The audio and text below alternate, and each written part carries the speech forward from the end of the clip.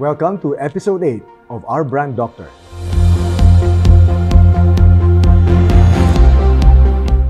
Today we'll talk about revitalizing Philippine agriculture.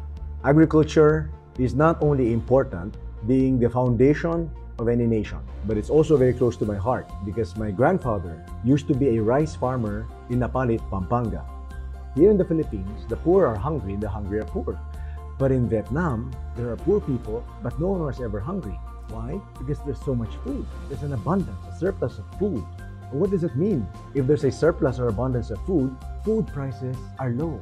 Food is cheap.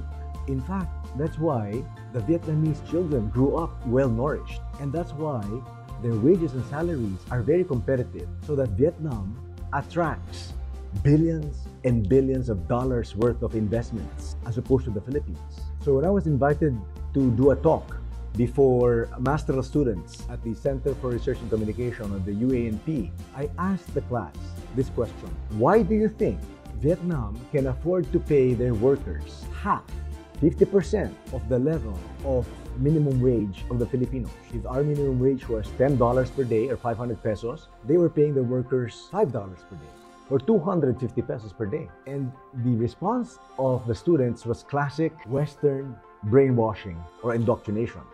I remember the response as follows: "Oh sir, it must be that they're using child labor in Vietnam. That's why they can afford to pay them low. Or maybe they're using prison labor." Wrong again. Or maybe they're using forced labor. All wrong. And I remember distinctly, it had to take a young gentleman from mainland China who raised his hand and he stood up and he said, "Sir, their food must be cheap." Of course, bingo, he got it right. None of the other students, especially the Filipinos, could understand. So because their food is cheap, their wages are lower versus other countries. And therefore, they're competitive in attracting foreign direct investments in the billions of dollars. In fact, not only is agriculture and food production the foundation of any nation, it is the mother of all industries. Think about it. Even the most expensive model of Tesla EVs, electric vehicles, at $100,000 will not run without rubber tires, whose raw material is rubber trees grown in Malaysia. Or the most expensive single malt whiskey, the most expensive brandy, the most expensive wine or champagne will not be made possible without agriculture. It is the mother of all industries. Even the most expensive fashion brands source their raw materials from agriculture. The most expensive luxury brands of leather, bags, are also made using cowhide. Agriculture is the mother of all industry. But we have economists, misguided pseudo-economists, who keep telling us, forget agriculture, let's just import all our food and all our raw materials. Sana naman po, naiintindihan na po natin kung bakit napaka-importante ng sektora ng agrikultura. Hindi po natin pwedeng pabayaan yan. Pagkain po yan. As a matter of fact, I remember my late father, who was a top surgeon, once made a comment because I was busy trying to do some social work, missionary work, helping to train or educate some poor children. And he said, "Anak, alam mo, kahit na anong gawin mo pa sa mga batang iyan, pagtuturo ang gawin mo. Kapag ang mga bata, ang mga sanggol, mula sa sinapupunan, okay, hanggang sa paglaki ng 4 or 5 years old, hindi nabigyan ng wastong nutrisyon, halos wala nang laman ang brain cells niyan, bobo na yan paglaki niyan." Ganyan po ang ilang milyong kabataan natin na lumaki na kulang ang pagkain. Kulang na po ang brain cells nila. Kaya po napakababa ng ating IQ level. Pinakamababa sa buong ASEAN. Gutom na, bobo pa. Dahil pinabayaan po natin ang agrikultura. In one of our trips to the US a few years ago, I happened to visit a supermarket because my wife likes going to supermarket. And I don't normally do this, but I ventured towards the fresh frozen area where they were selling some fresh meat. When I saw the price for chicken and then pork and then beef steak, I had to rub my eyes and I had to bring out my calculator and check. Ganitong kamura yata ito per kilo ng manok o ng baboy o ng baka. And then, we confirmed it in other stores. Mga kababayan, mga kapatid, kapamilya, kapuso, mas mura po ang pagkain sa Amerika kaysa dito sa Pilipinas. Ang manok mas mura, ang baboy mas mura, lalo pa ang baka at steak. Ang gatas napakamura. So, sabi ko, paano mangyayari yon? Ang kanilang per capita GDP, ang kanilang sweldo o kita per person is about $70,000 per person per year. Tayo, mga $3,000 pa lang noong panahon na yon. Mas mayaman na sila, mas mura pang pagkain. Samantalang Pilipino, di hamak na mas mahirap, pero mas mahal pang pagkain kaysa sa Amerika. Walang pag-asa ang Pilipinas kung ganun po ang ating sitwasyon. At hanggang ngayon, ganun ang nangyayari. Mas pataas pa ng pataas ang presyo ng mga bilihing pagkain para sa ating mga mamamayan. Hindi na po natin pwedeng pabayaan ito. Sabi nga, tama na, sobra na, baguhin na. Malala na po ang kondisyon ng ating agrikultura sa Pilipinas. Halos lahat na po ng bilihin, pagkain ay ating inaangkat. Okay? Ang bigas, ang asukal, ang mais, ang lahat ng mga gulay, mga prutas, lahat ng mga karne, ang ating manok, ang ating baboy, ating baka, inaangkat natin, ating mga isda, pati galunggong, inaangkat na po rin natin, mga hipon, lahat po inaangkat na natin. Hindi po ito sustainable. Natatandaan nyo, bakit po biglang tumaas ang presyo ng ating bigas? Sapagkat maaaring mangyari ang force majeure or act of God, katulad ng mga bagyo, kaya mga drought sa ibang mga bansang nag-e-export ng bigas. Ng India, ng China, ng Vietnam, ng Thailand, biglang nagsarahan, okay, para sa kanilang sariling food security at self-sufficiency. Tayo naman po, wala tayong maaasahan na local production or kulang dahil nga po napabayaan ng ating sektor.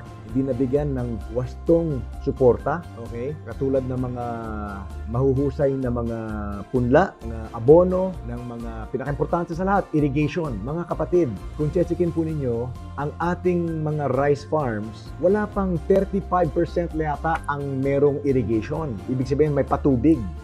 Halos lahat umaasa sa tubig ulan. Wala naman tayo mga rainwater catchment system. So pagdating ng mga panahon ng mga summer, gutom. Wala pong tanim.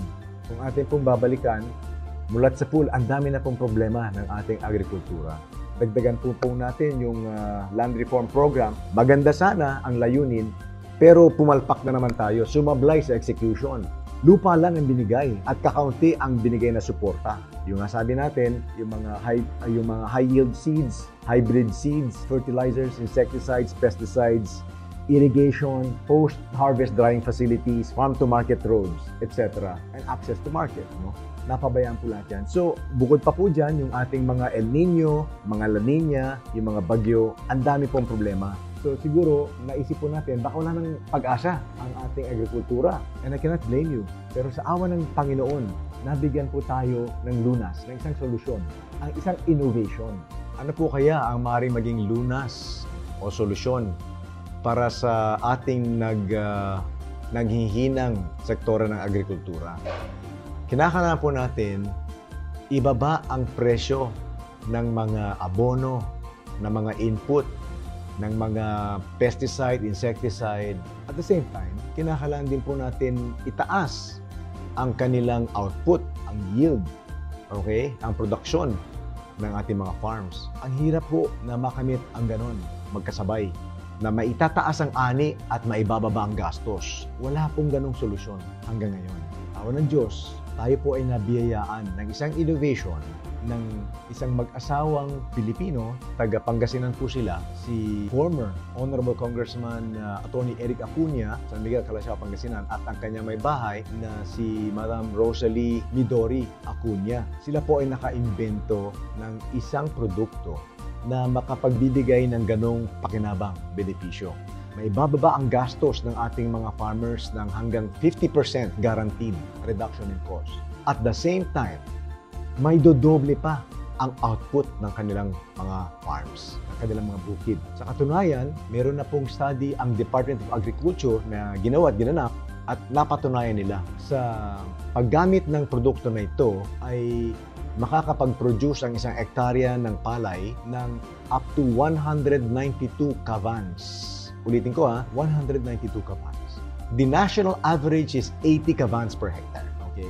That is more than two times, more than double ang production po. Hindi po kami, kundi ang Department of Agriculture ang nag-certify. Ito po, bukod sa tataas ang benta, bababa ang gastos, ito po ay certified ng OCCP, Organization for Certification sa Pilipinas. Ng OCCP, or Organic Certification Center of the Philippines. Organic po ito.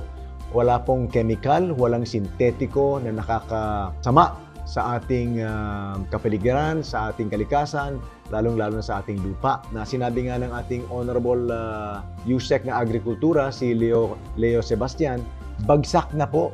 Bagsak na ang fertility ng quality ng ating lupa sa buong Pilipinas dahil sa kagagamit ng mga imported at sintetikong mga abono na nakakasira sa ating lupa in the long run. Papakilala ko po ito sa inyo para inyong masubukan mismo. Kayo mismo makasubok, lalo sa ating mga farmers. Okay? May tataas ang ani at the same time maibababa ang gastos. Doble-doble ang tubo at ganansya para sa ating mga farmers.